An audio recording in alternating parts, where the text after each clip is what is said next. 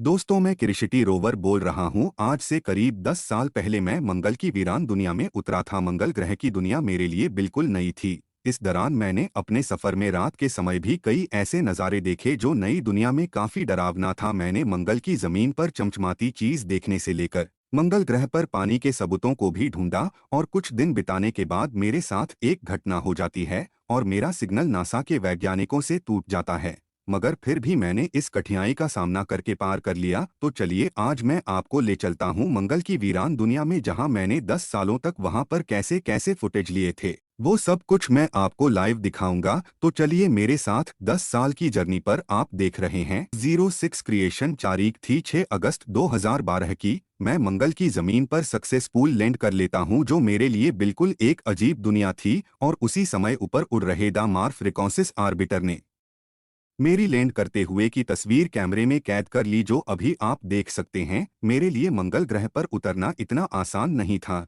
लेकिन फिर भी मैं सक्सेसफुल तरीके से उतर जाता हूं। और फिर मैंने पहली बार आंखें खुली। यहाँ पर सबसे पहला काम ये था कि मुझे सबसे नज़दीकी ऊंचे पहाड़ माउंट शार पर चढ़ना था। लेकिन मैं इस पहाड़ पर चढ़ने से पहले एक बहुत ही इंटरेस्टिंग लोकेशन पर चला गया। यह वह जगह थी जो मेरे लैंडिंग के वक्त मेरे डिसेंट स्टेज की तेज हवा के वजह से धूल बिल्कुल यहाँ पर साफ हो गई थी। दरअसल मंगल जो है उसका एटमॉस्फेयर बहुत ज्यादा पतला है, जिसके वजह से पैराशूट मेरी प्रोटेक्शन नहीं कर सकता। इसलिए ज्यादातर सारे रोवर्स में डिसेंट स्टेज होता है जो उनकी लैंडिंग में मदद करता है। और जब मैं उस जगह पर पहुंचा तो उस जगह को गॉलबर्न स्कोर कहा जाता है। यहाँ पर मुझे कुछ पत्थर मिले जिनने सेडिमेंट्री रॉक समझा जा रहा है, यानी कि वह पत्थर जो कि पानी के फ्लो द्वारा बनते हैं। और ये मंगल के मिट्टी में दबे हुए थे, लेकिन मेरे डिसेंट स्टेज में ब्लास्ट से बाहर आ गए। और ये 2012 की बात है, जब वैज्ञानिकों को ये नहीं पता चला था कि मंगल ग्रह पर मिलियन साल पहले पानी मौजूद था। इसलिए ये काफी बड़ा खुलासा था। इसके बाद मैं मंगल ग्रह पर 16वें दिन को सेडिमेंट्री कॉन्ग्लोमेरेट कहा जाता है, और ये निरंतर बहते पानी के वजह से बन जाता है। धरती पर भी जहाँ पर पानी बहता है उसके नीचे ऐसा फॉर्मेशन होता ही है। और फिर नासा ने एक बार मेरी कंडीशन चेक की और देखा कि मेरे टायर सही सलामत काम कर रहे हैं या नहीं। इसके बाद मैं 49वें दिन एक और प्रमाण के पास पहुंचता हूं, जो ये बताता है कि सच में मार्शियन सरफेस में एक वक्त पानी बहता होगा, क्योंकि यहाँ पर बेडरॉक जो है वे बाहर निकला हुआ था और इसका शेप सर्कुलर था, जो कि तब होता है जब बहुत फोर्स वाला पानी किसी सरफेस से कई सालों तक बहता रहे। इसी के साथ उसके आजू बाजू छोटे मोटे पेबल्स भी थे जो कि निरंतर चलते पानी ने जमा किए होंगे। और अगर यह प्रूफ काफी नहीं था कि मार्स पर कभी पानी बहता था, तो उसके बाद इन सारे लोकेशन के डायरेक्शन को चेक किया गया। और आप देख सकते हो यह एक ही तरफ जा रहा है, बिल्कुल किसी नदी की तरह। उसके बाद अभी आप यह जो नक्शा देख रहे हो यह बताता है कि मैं अब तक कितना सफर कर पाया हूं। और इसके बाद मैंने एक और बार माउंट शार्प की एक कमाल की तस्वीर भेजी। इस तस्वीर में आपको जो डॉट्स दिख रहे हैं यह वही है जहां पर मैंने अपने लेजर को मारा था। और लेजर को मारने के बाद उस पत्थर के केमिकल कंपोजिशन के बारे में बहुत सारी जानकारी मेरे हाथ लगी। और यह ऐसी जानकारी थी जिसके बारे में आज से पहले वैज्ञानिकों को नहीं पता था। कमाल की बात तो यह है कि इस पत्थर का केमिकल कंपोजिशन धरती पर मिलने वाले पत्थर से बहुत ज्यादा मिल खाता था। और धरती पर थोड़े दुर्लभ पत्थर होते हैं, इस पत्थर का कंपोजिशन बिल्कुल वैसा था। इसके बाद मैं मिट्टी के सैंपल को चेक करता हूँ। सबसे पहले मैंने मिट्टी का एक स्कूप लिया, फिर मैं उसे अच्छे से हिलाता हूँ। जैसा कि आपको वीडियो में दिख रहा होगा, यह इसलिए कर रहा था ताकि इसे सील करने में आसानी हो। और बस थोड़ा सा फिल्टर करके मैं उसे सील कर देता हूं ताकि उसे आगे एक जामिन किया जा सके। उतने में मेरी नज़र एक चमचमाती प्लास्टिक जैसी चीज पर पड़ती है, जिसे ध्यान से देखने के बाद पता चलता है कि यह कुछ और नहीं बल्कि मेरी लैंडिंग के दौरान निकला हुआ कोई प्लास्टिक का टुकड़ा होगा। यह टुकड़ा भी इस स्कूप में आ फिर इसे भी मैंने सील कर दिया ताकि इसे एक जामीन कर सके। और फिर मुझे मिट्टी में फिर से कुछ चमकता हुआ नजर आता है, लेकिन इस बार यह कुछ पत्थर की तरह था, बिल्कुल किसी छोटे मोती की तरह। और जब मैंने उसके पास थोड़ा और खुदा तो मिट्टी जैसा कोई ऑब्जेक्ट होगा। इसके बाद मैं अपना तीसरा स्कूप लेता हूं, जिसे मैं काफी अच्छे से फिल्टर करके वापस से सील कर देता हूं। इन सारी चीजों को एक जामीन करने के बाद पता चलता है कि इस मिट्टी में पानी जैसी नमी भी मौजूद है। इसल बाद मैं इन सैंपल को हिट करता हूं, जिसके बाद इसमें से सल्फर, कार्बन डाइऑक्साइड और ऑक्सीजन रिलीज होता है, जो कि नॉर्मली होना चाहिए। और ये देखकर मुझे काफी खुशी होती है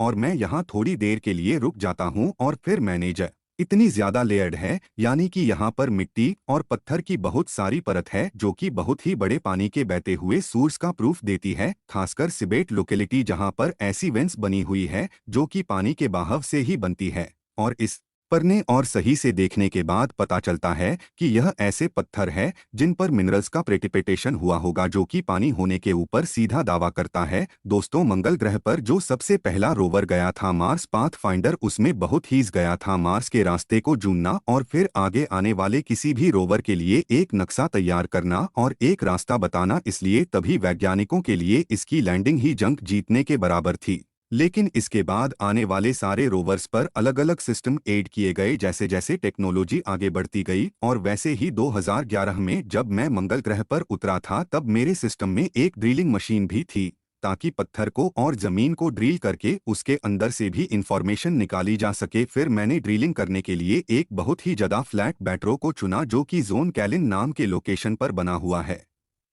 इसके बाद जैसे ही मैं ड्रिलिंग कर ले जा रहा था तब मुझे एक टूटा हुआ पत्थर का टुकड़ा दिखा जिसे टिंटेनिया नाम दिया गया, और जब मैंने इसकी फोटो खींचकर इसके ऊपर हाइड्रेशन टेस्ट किया था तो ये पता चला कि इस पत्थर के अंदर काफी ज्यादा हाइड्रेशन है, मतलब सीधे भाषा में कहे तो इसमें काफी नमी मौजूद है। इसके बाद पहली बार टीम ने मुझे पूरी रात काम करने के लिए कहा था, और ये सबसे पहली तस्वीर है जो कि मार्स के सरफेस की रात को मैंने खींची थी, और वैज्ञानिक देखना चाहते थे कि क्या इसमें कोई फ्लोरोसेंट मिनरल्स मौजूद है, यानी ऐसा मिनरल्स जो कि यूवी लाइट में बहुत ज्यादा चमकने लगते हैं। धरती पर बहुत सारी ऐसी चीजें मौजूद है और वह इसी चीजों को यहाँ पर चेक करना चाहते थे, लेकिन चेक करने पर पता चला कि ऐसा कोई भी मिनरल्स यहाँ पर तो मौजूद नहीं था। इसके बाद ड्रिलिंग प्रोसेस के दौरान मेरा टायर एक पत्थर पर आ गया और वह पत्थर टूट गया, जिसकी वजह से उसके अंदर से कुछ चमकता हुआ निकला, और वैज्ञानिकों का कहना है कि यह सिलिका है जो कि मंगल ग्रह की सरफेस पर बाद ज्यादा मात्रा में मिलता है।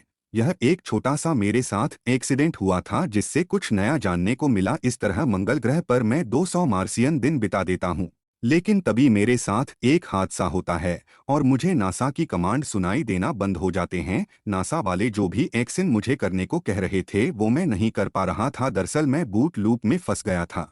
बूट लूप में मेरे अंदर जो कंप्यूटर होता है उसके अंदर किसी प्रकार का वायरस या बैक्टीरिया आ जाता है, जिसके वजह से कंप्यूटर की बैटरी बहुत ही जल्दी खत्म होने लगती है और बैटरी काम करना बंद कर देती है। और ऐसे ही सिचुएशन के लिए मेरे सिस्टम में दो कंप्यूटर होते हैं जिसे पायलट और कोपायलट कहा जाता है। जब पायलट काम करना बंद कर देता है तो फिर कोपायलट अपने आप काम करना शुरू कर देता है, लेकिन मेरे सिस्टम में कुछ इस प्रकार का वायरस बग आया था कि पायलट कोपायलट को काम ही नहीं करने दे रहा था। ऐसे में वैज्ञानिकों को डर था कि कहीं मैं रेडियो सिग्नल्स को बंद ना कर दूं, क्योंकि ऐसा हुआ तो मेरा और वैज्ञानिकों का कनेक्शन हमेशा के लिए टूट जाएगा। फिर वैज्ञानिकों ने एक बहुत ही रिस्की काम किया। इन्होंने पहले पायलट को बंद कर दिया, यानी कि मैं कंप्यूटर को बंद कर दिया, जिसके तुरंत बाद सेकंड कंप्यूटर को शुरू हो जाना चाहिए था, लेकिन 1 मिनट हो गया, कोई भी रिस्पॉन्स नहीं आया। उसके बाद 4 मिनट हो गए, फिर भी कोई भी रिस्पॉन्स नहीं आया था। वैज्ञानिकों को लगा कि अब इनका कनेक्शन मेरे से टूट जाएगा, पर कुछ ही देर में मैंने सिग्नल का रिस्पॉन्स कर दिया और अब मुझे कोपायलट कंट्रोल कर रहा था।